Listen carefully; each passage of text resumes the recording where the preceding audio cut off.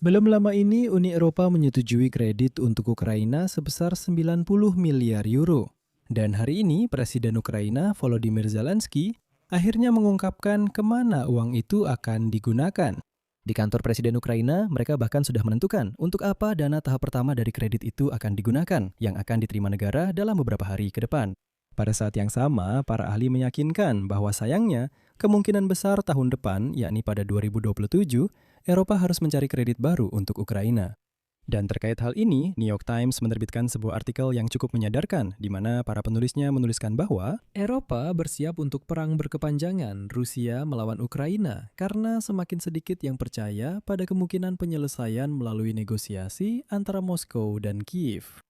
Ini berarti, menurut para penulis, bahwa Ukraina pada dasarnya dibiarkan sendirian dalam perang menguras tenaga melawan Rusia, tanpa strategi yang jelas untuk mengakhiri perang ini.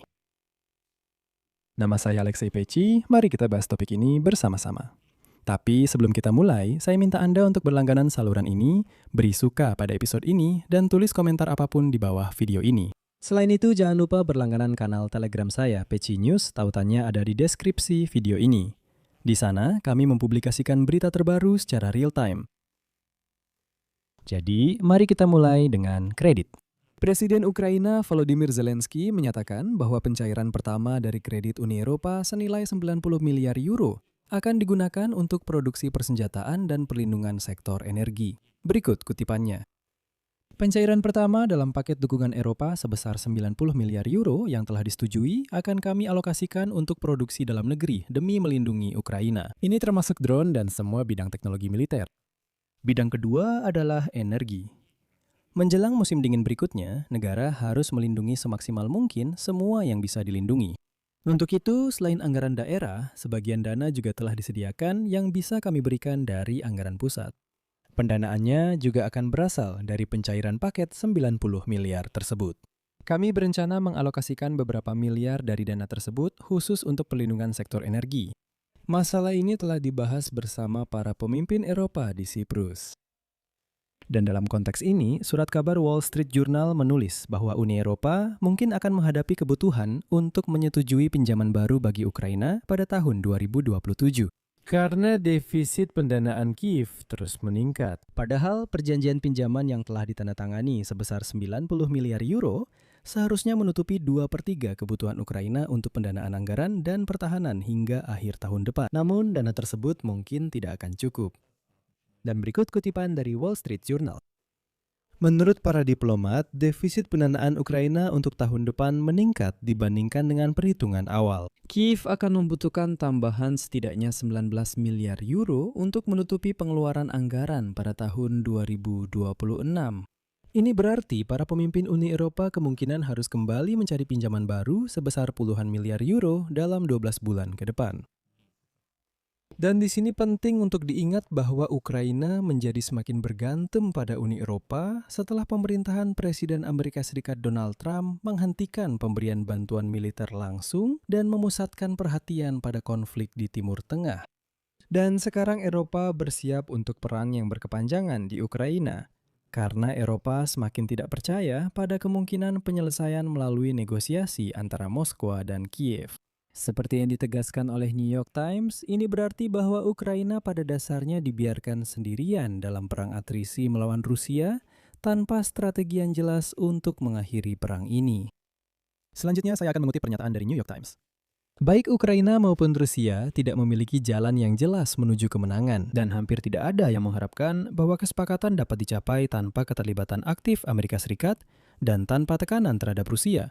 Tekanan yang diterapkan oleh Presiden Amerika Serikat Donald Trump dengan enggan. Pada saat yang sama, tidak ada mediator lain yang memiliki pengaruh cukup besar terhadap kedua belah pihak untuk memaksa mereka duduk di meja perundingan. 15 bulan setelah Trump berjanji untuk mengakhiri perang dalam 24 jam, situasinya sebenarnya kembali ke titik awal di mana negosiasi dimulai. Dan di sini, mari kita jujur, hal ini sudah jelas. Karena hanya Donald Trump dan timnya saja yang tidak memahami bahwa kepentingan Ukraina dan Rusia tidak dapat disatukan. Dan satu-satunya langkah realistis adalah mendukung Ukraina, dengan tujuan untuk tidak membiarkan Rusia menang, baik secara militer maupun politik. Dan sekarang saya bisa bilang bahwa Zelensky akhirnya kehilangan ilusi tentang dukungan dari Donald Trump, dan kini menilai posisi Amerika Serikat secara berbeda. Semua kunjungan ke Timur Tengah, Eropa, bahkan ke Azerbaijan berkaitan dengan hal ini. Zelensky sedang membangun sesuatu yang baru, tapi di sini ada masalah. Ukraina dan Eropa tidak bisa menolak untuk bekerja sama dengan Trump dan Amerika Serikat secara keseluruhan. Orang-orang Eropa berharap bahwa Vladimir Putin pada akhirnya akan setuju untuk membekukan sejumlah capaian di garis depan dan beralih ke negosiasi. Tetapi mereka mengakui bahwa Putin ingin bernegosiasi dengan Washington, bukan dengan Brussel. Oleh karena itu, Eropa berkepentingan agar Amerika Serikat kembali mengambil peran aktif, namun dengan memberikan tekanan tidak hanya kepada Ukraina, tetapi juga kepada Rusia. Dan para analis mencatat bahwa karena dukungan dari Eropa, Volodymyr Zelensky tidak perlu mencapai kesepakatan dengan harga berapapun pada tahun ini. Situasi di garis depan bisa berubah, tetapi menurut perkiraan, Rusia akan mengalami kerugian besar demi pencapaian wilayah yang tidak signifikan.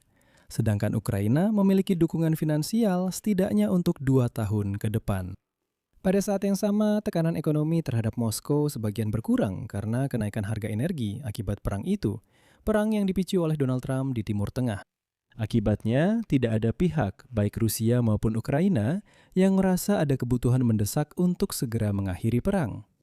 Di sisi lain, Ukraina telah mencapai beberapa keberhasilan dalam merusak infrastruktur minyak Rusia.